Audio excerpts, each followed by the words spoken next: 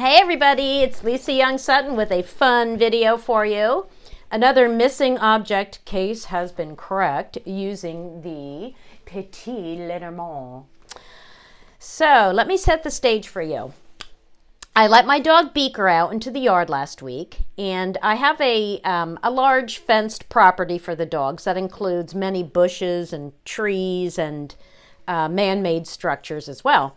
Now, he was wearing his sweater when I let him out, but when he returned, he was butt naked, okay? So I knew the sweater was out in the yard somewhere. So I searched for a couple days and could not find that dang sweater. So I thought, wow, this is going to be a great question for the cards. So I hope this isn't you. Why is this so dark? Is this too dark? Well, anyway, I'm just gonna roll with it. I hope you can see this.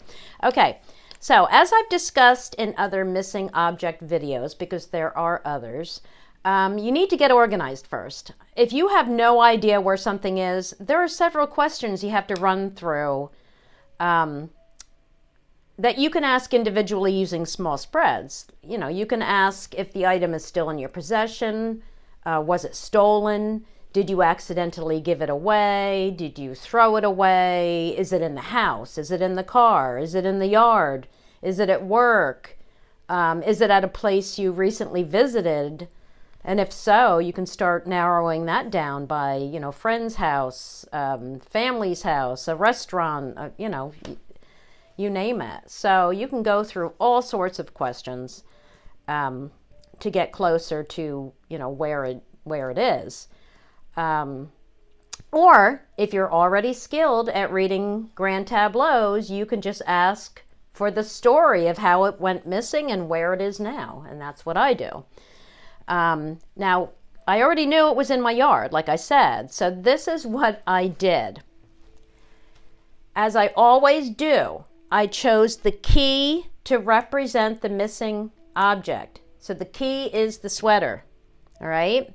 The other cards I wanted to focus on here are the house and me and the mice, okay? Also, I wanted to pay attention to cards that describe vegetation as well as man-made structures. All right, I'll get into that in a second. But let me help you to visualize this process. When I began in divination, I specialized in finding missing pets, and I used the pendulum for map dowsing. Now here, the grand tableau is a map, and the cards are the pendulum, okay? So I wanted to focus on the house card, not because I thought it could be in the house, I knew it wasn't, but because I wanted to see where in relation to the house the key card would fall. Because the fenced area surrounds my house. It's not just behind my house or just alongside my house or just in front of my house like some people's fenced properties are. It surrounds the house. So where that key fell was going to tell me if it was in the property alongside of the house, above the house, or below the house, and it fell below.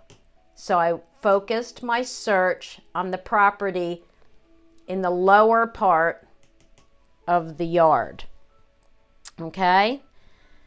Now, why was I looking for me and the mice? Well, if you've watched any of my method of distance videos, you know that the mice is the card we focus on in the traditional method of distance to tell us whether or not what's missing will be recovered. If the mice is near, there is a very good chance that you will get back whatever is lost. Okay? So here it couldn't be any closer. It's touching me, so I knew I was going to find this sweater. But check out how clear this story is, because this is wild.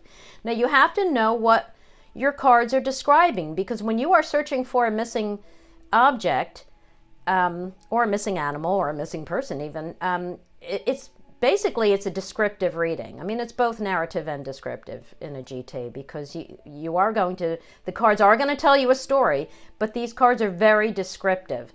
All right. Now, the mountain is my card for fences, because a mountain is a barrier. A fence is a barrier. So I use mountain for fences. A tower is a man-made structure. Okay.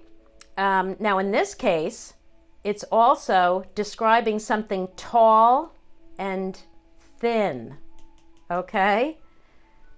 Now, here's Beaker. Okay.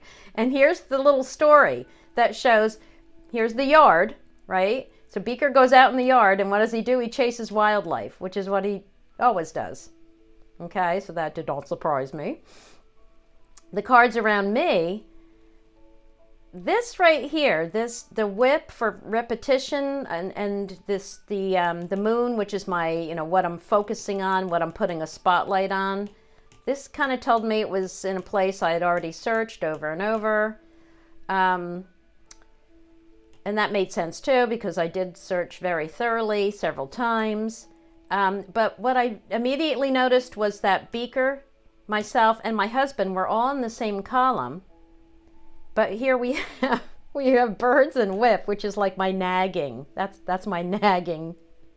Those are my nagging cards, right? So I was like, okay, well, hang on, because I had to put this all together. All right, so this is also a card that says that something is low, right? And, could be that it's stuck, right? It's anchored somewhere. This is the card for being tangled. Okay, remember, this is the sweater. Again, this is the fence. This is a man-made object. And here's my husband. I knew my husband had something to do with this. Don't they always? All right. And here's the fence. So I was like, wait a minute. As soon as I started putting this all together, I remembered that there's a tall, it's like, what, 6 feet tall? Rolled up, box wire. There's a big, what do you call it? Like a big cylinder, a big rolled up, standing straight up, roll of box wire that my husband had left in the yard. How many years ago? I can't remember now. After he had repaired some fencing. And I remember repeatedly telling him to get it out of the yard, but it's still there. And it's right along the fence.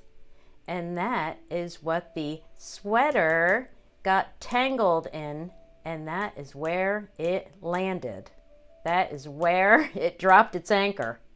Okay.